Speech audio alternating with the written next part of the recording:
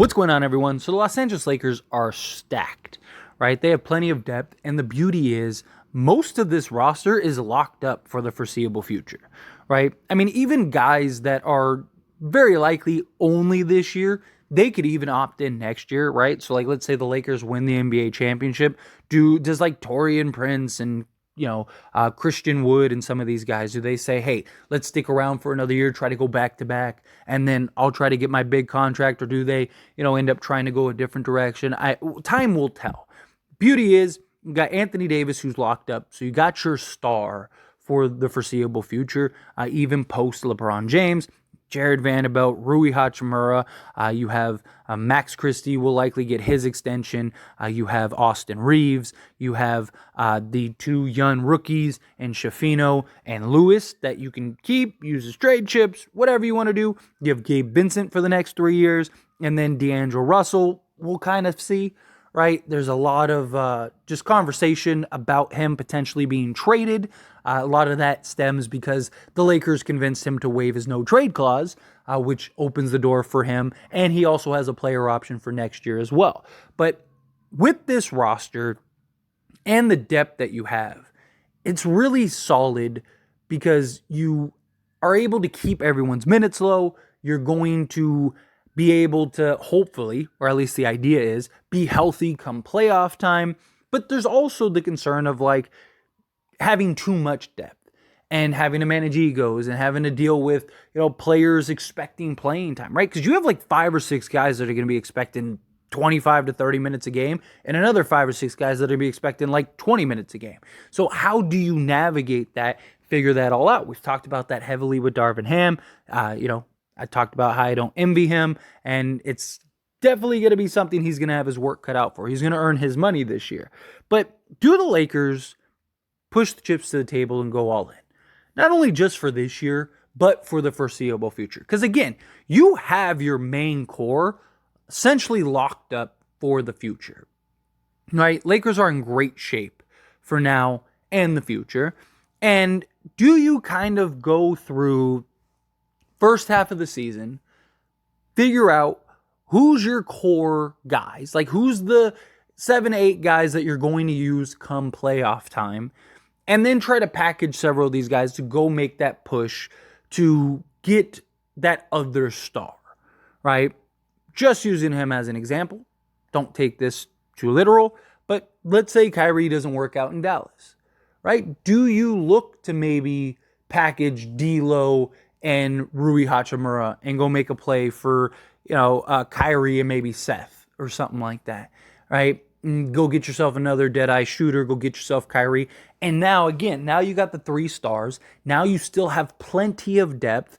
And you have those 2 stars post LeBron James rather than having to worry about, like, what do we do? Kyrie is actually on a pretty reasonable contract given his talent level, right? And you may end up still having enough salary space to continue to add more depth the following seasons, or maybe even go get another star or something along those lines, right? Like, the Lakers would still be in very good shape, because the issue is the 3-star thing, you usually lack depth, right? You become very top heavy. It's really hard to go get that other star and have 3 stars and essentially be strapped for the future and the salary, and now you're kind of just piecing together whatever roster that you can.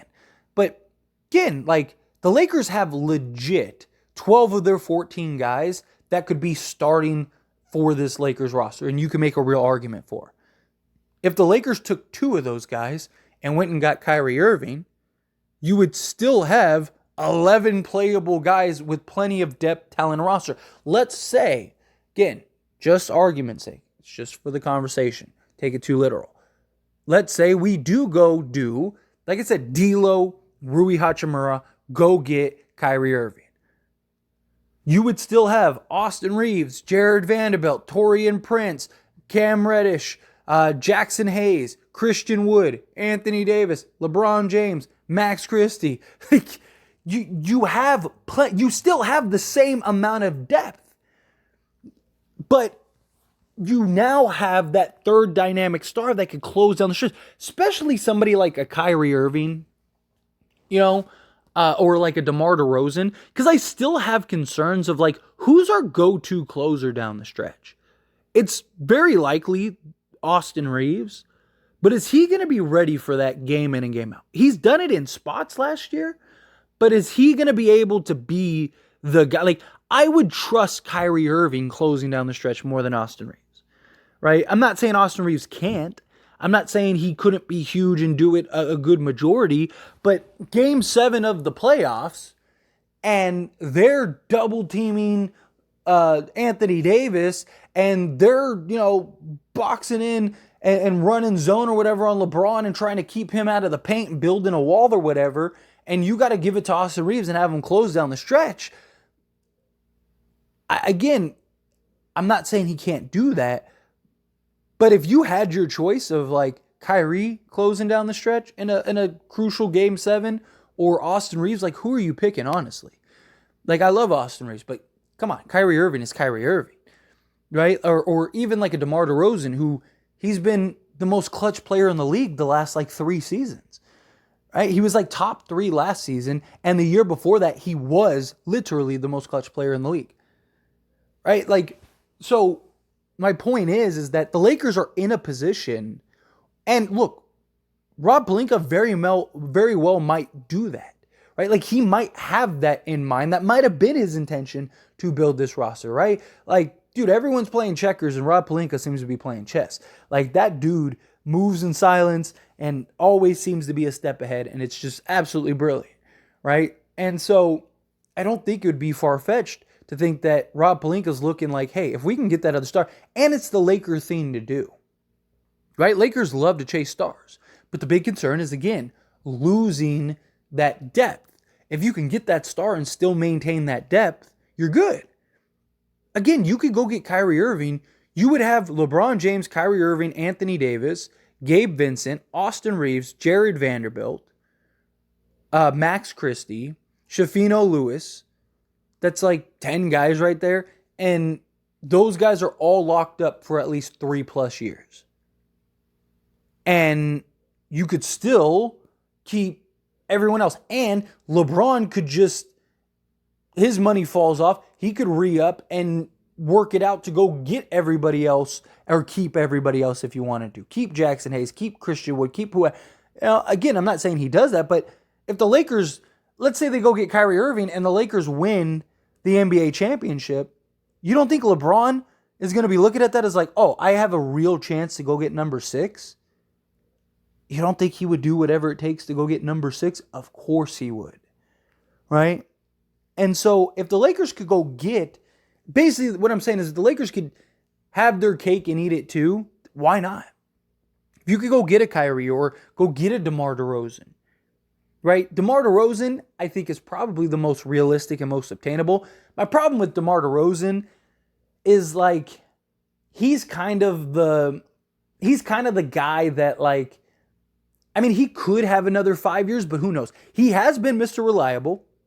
He has been Mr. Clutch the last few years. Like, DeMar DeRozan plays like 80 games a season, which would be wonderful, especially with LeBron and Anthony Davis, right? And again, he's been Mr. Clutch. So you got a guy that can legitimately close down the stretch for you. But my concern is that, like, how long can he play to this level? And again, he's on a reasonable contract, very tradable, and you could probably get him on a discount because he really wants to be a Laker. Like, even last year, he was talking more about the Lakers than he was even the Chicago Bulls. Like, he was doing all these interviews and stuff like that, and like all the conversations were about the Lakers. But like, if you have a good 3 to 4 years with him still, then that's perfect, because then that kind of lines up with everybody, right? But if he's got like 2 years, then that could be a little rough. But DeMar DeRozan's also a guy that you could probably get and still go get like a Giannis or something like that, because you're probably paying DeMar because of his age and stuff like that. You're probably only giving him 20 to maybe 25 million a year.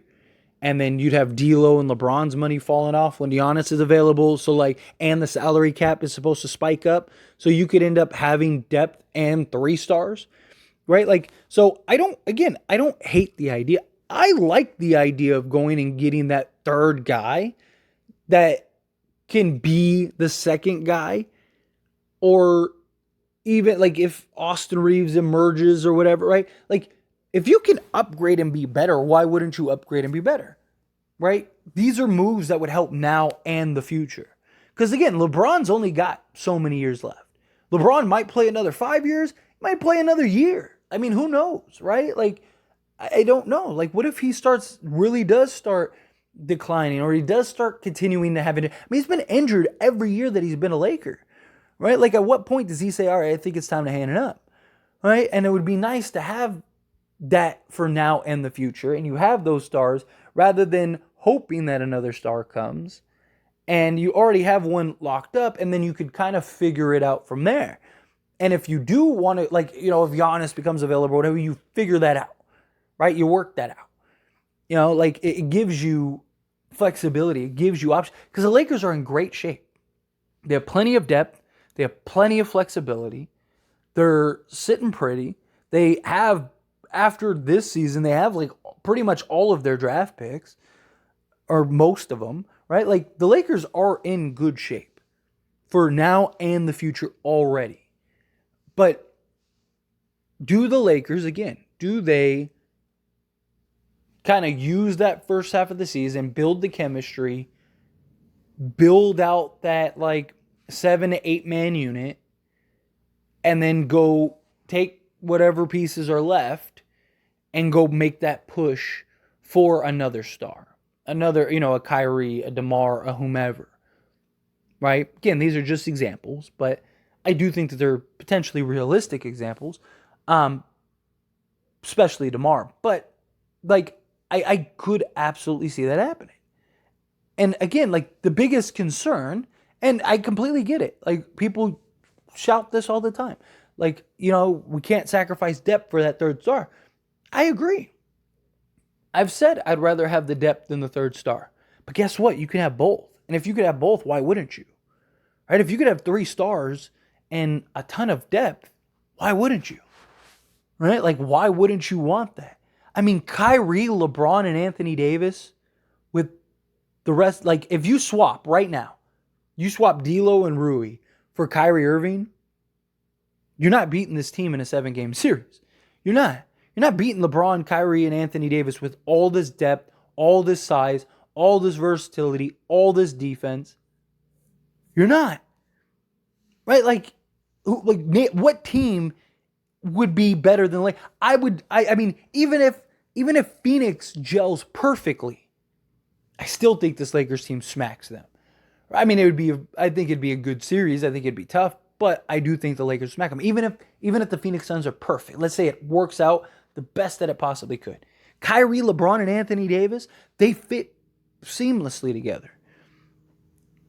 Assuming LeBron can maintain his level of play. But if he can, you're not beating that roster. You're just not. And look, I trust Rob Pelinka, trust Jeannie Buss. They're going to put themselves in the best position possible.